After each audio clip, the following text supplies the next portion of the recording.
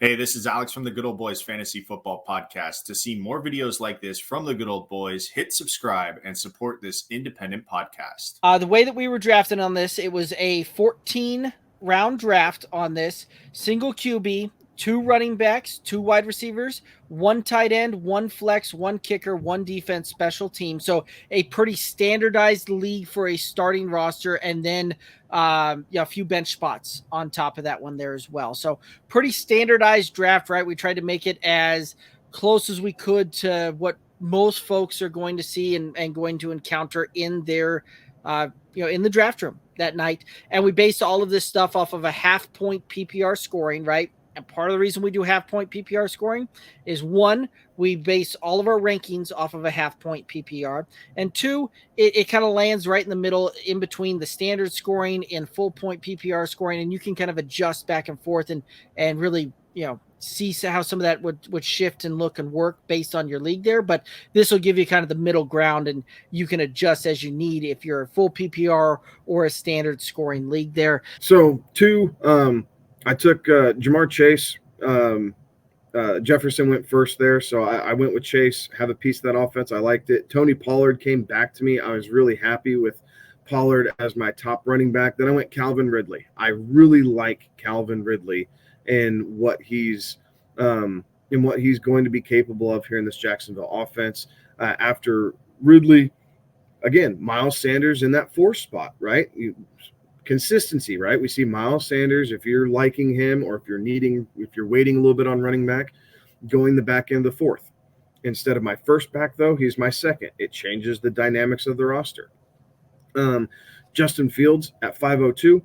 It was kind of the end of that tier for me, right? And so I liked the value that I was getting for Justin Fields there. I felt like I could build a good roster throughout with him there, and I feel like I did. Followed that up with Darren Waller. Get that high volume tight end, a tight end that could potentially lead this team in targets for New York at the end of the 6th round. So I was happy there. I think initially I was looking at running back, and the running backs that I liked were off the table. So I waited on that, and the one that I was possibly considering, James Cook, fell to me in the 7th, right? A guy who has been going in the 6th round, so I get a little bit of value there as he's creeping up closer to the start of the season as far as ADP goes. Grab him in the 7th to round out my wide receiver room, and then it's fun, right?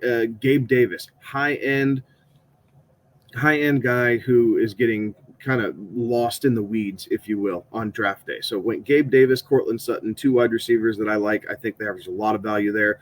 Cole Kmet, just in case, and I grabbed Cole Kmet a little earlier just because I do have a little bit of hesitation about Darren Waller's health. So this protects me, and it matches it up with Fields. So I get a little mini stack there, if you will. Elijah Mitchell, because he is he's one injury away from CMC to being the guy in a really run-heavy offense. I like that, so I grabbed him in the 11th.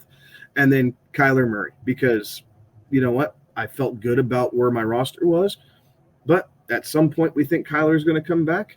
Fields has a late bye week, so I can run Fields through the first, I think his bye week's week 13, if I'm not mistaken. And I can run him through and then play Kyler. Yes, week 13. I like that. So I don't need Kyler until week 13. He's just going to sit on my bench. But when he's healthy, he is dynamic. And I felt like he was a better option than going for a Mac Jones or a Baker Mayfield type, even Jimmy Garoppolo. I took the upside of Kyler, followed that up. Best defense I could find, the 49ers. I think they were the first one off the board at that point. And then, pick your kicker there for the last pick of the draft.